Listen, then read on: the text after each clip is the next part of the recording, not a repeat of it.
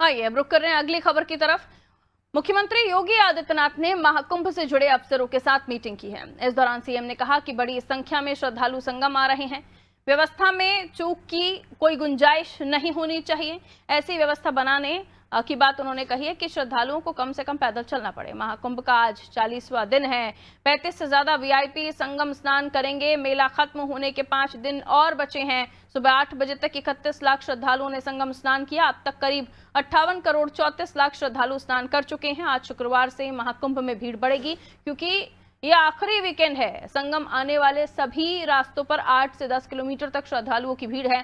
शहर के बाहर की पार्किंग में ही वाहनों को रोका जा रहा है। वहां से शटल बसों की सुविधा है। हालांकि बस ना मिले तो संगम पहुंचने के लिए करीब 10 किलोमीटर पैदल चलना पड़ रहा है।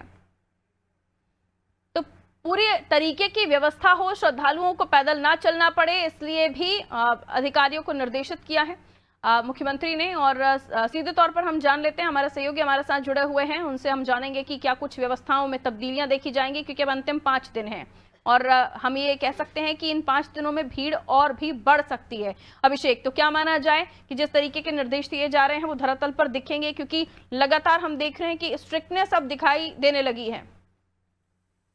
देखिए, बिल्कुल आज भी तकरीबन 1 करोड़ से अधिक लोगों ने संगम में स्नान किया है। और ये जो आंकड़ा लोग उम्मीद जता रहे थे कि अमृत स्नान, शाही स्नान के बाद कम हो जाएगा, और खासकर मौनी अमावस्या और वसंत पंचमी के बाद, वो कहीं ना कहीं उनके अनुमान गलत साबित हुए।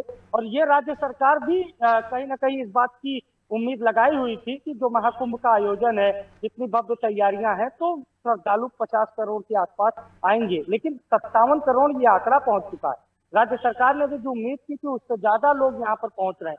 संगम में आस्था की डुबकी लगाने के लिए हर कोई यूं कहें कि अपनी बारी का इंतजार कर रहा है, क्योंकि 144 वर्षों का विशेष योग है। यही वजह है कि मुख्यमंत्री योगी आदित्यनाथ ने कल अफसरों के साथ मीटिंग की। उन्होंने अफसरों को कड़े निर्देश दिए और कहा कि श्रद्धालु बड़ी संख्या में आएंगे। ये अब प्रशासन को भी अंदाजा हो गया, सरकार को भी अंदाजा हो गया। महाशिवरात्रि का अवसर है। हर हर गंगे, हर हर महादेव का नारा आज पूरे प्रयागराज, वाराणसी और अयोध्या में गूंजेगा। और जो श्रद्धालु वाराणसी जाएंगे उनकी एक अलग संख्या है, लेकिन जो प्रयागराज महाकुंभ आएंगे उनकी एक बड़ी संख्या है। ऐसे में वो बहुत ज्यादा पैदल ना चले। उनका जो आखिरी अनुभव है महाकुंभ का, 12 वर्षों के बाद अब महाकुंभ होगा, तो कम से कम 12 वर्षों के पहले का ये जो अनुभव है ये सुखद हो, यादगार हो। बिल्कुल, सुखद रहे, यादगार रहे और किसी तरह की लोगों को समस्या ना हो, ये भी प्राथमिकता है।